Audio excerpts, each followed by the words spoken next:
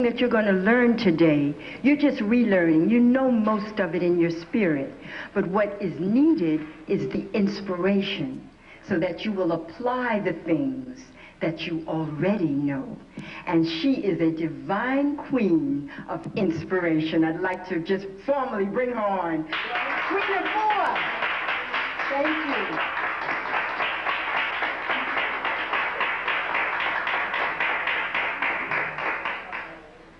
I'm glad to be a part. I'm glad to be a part on this path of purification. And we're all here to do great works. And by healing our body temples, we'll be able to bring it forth. Whatever your field is, whatever your work is that the Creator has bestowed upon you, if you're feeling in excellent health, then you can truly bring it forth, and we'll have that much more to share. When your mind is strong and your spirit is strong and your body temple is strong, when you're not in pain and you're not stressed out, food has medicine in it. Food has healing in it. And every type of disease possible on this earth can be corrected by right living. And right intake of food creates right thought. Right intake of food creates right attitude. Right intake of food creates divine love. This love that I have for my people came through my own healing. As I had arthritis as a very young person in my teens, and I had hay fever, and I had my chronic asthma, and my eczema, and my PMS, and my mood swings.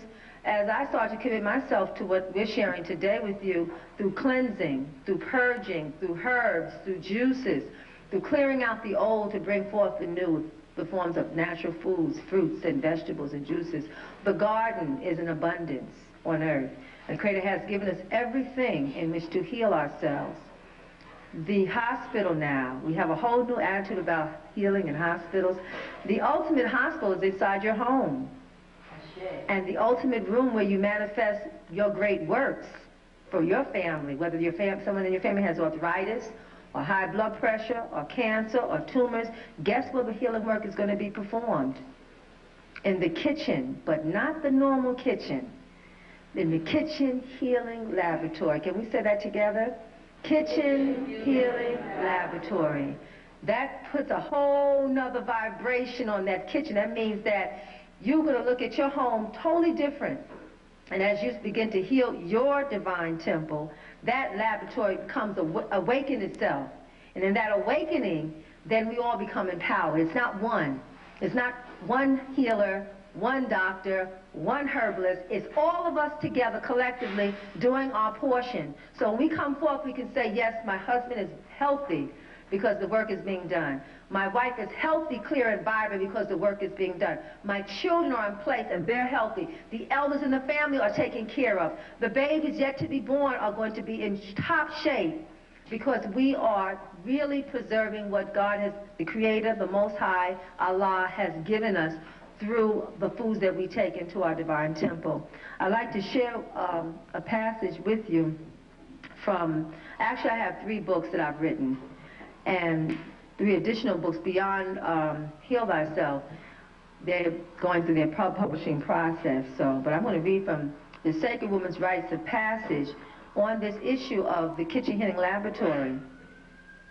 We must make our home a healing center, a sanctuary, a temple. By doing this, we become our own healers. The more astute you are in working with the natural living principles, the more you are naturally equipped in being a healer. You become your own psychologist. It means that you can take foods to heal your mind. From celery to cucumbers, through B-complex, through all the greens. Alfalfa, the, Gotu-kola, the blue-green manna, the spirulina, that's for the psyche.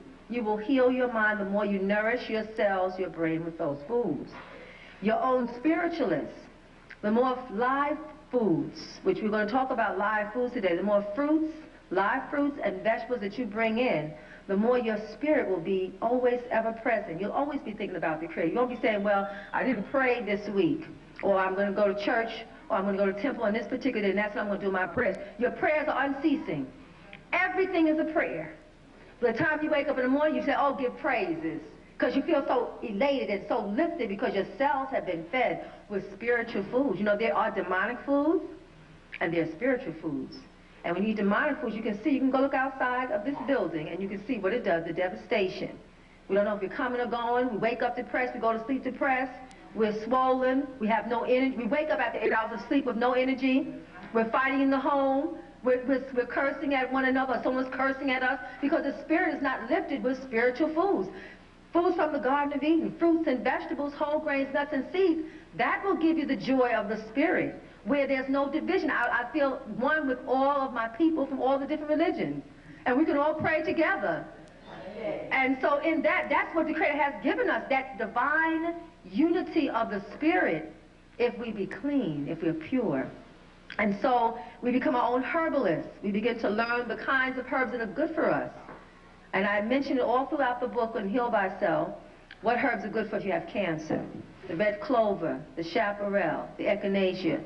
What herbs are good for the nerves, the chamomile, the hops. And see, as we talk about some of these herbs, you can put these herbs in your soups. And it will be nourishing, but it also will be calming. If you make a lovely vegetable soup and you put some hops in, a pinch of hops and some chamomile in or dill, the whole family will be at peace just from the soup that you prepare.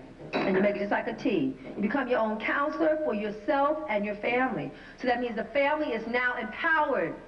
And the more that you work within your home for the healing consistently, see, it's not you do once in a while, or you're doing it in a good mood, or when the seasons changes. If you're working with the healing, the natural healing every day, every time you eat breakfast, lunch, and dinner, you say, okay, now what was the benefit of this breakfast? Is this for the cleansing? And what about the lunch?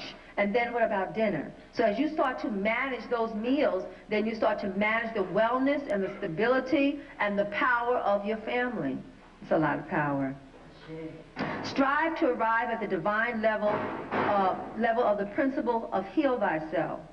So I would like for you then to get a plaque and put it right over your kitchen healing laboratory with the name of your family. So-and-so's kitchen healing laboratory. Robinson's kitchen healing laboratory. Primer's kitchen healing laboratory. Princess V's kitchen healing laboratory. Mr. Jackson's kitchen healing laboratory. And then you begin to empower with bringing the right tools in, which we'll go over. Sacred women, sacred men, once realized, are doctors of the home. So that means no one should know your family better than you. You know if your child has a runny nose, oh, some fresh orange juice, grapefruit juice for 2 or 3 days. Then all the mucus will come out, and then you'll be clear. Then you won't have to have any other medicine outside of the home that's not out of the earth. Once realized, the doctors are the healers of the home from the sacred man and woman coming into self. Sacred man and woman contains it all. The original healers on this earth were the bushwomen. Today we must transform our mundane, modern-day, toxic-filled microwave kitchens that creates dis-ease, ill health, early death, and insanity into a kitchen healing laboratory. Within this laboratory, you must bring forth disease-free body temples full of wellness, power, and genius. Active usage of the kitchen healing laboratory aids in the elimination of all disease. And I say active, what does that mean? Once in a while when the family gets sick? It's how we live daily that will prevent the sickness. We're talking about preventing cancer, so we don't eat cancerous foods, such as flesh foods and fried foods and milk and cheese and eggs. We'll work with substitutes. We'll work with alternatives, which we will discuss today. So you can have all the meat you like, but it will be from soy, it will be from nuts, it will be from seeds, and your body will feel the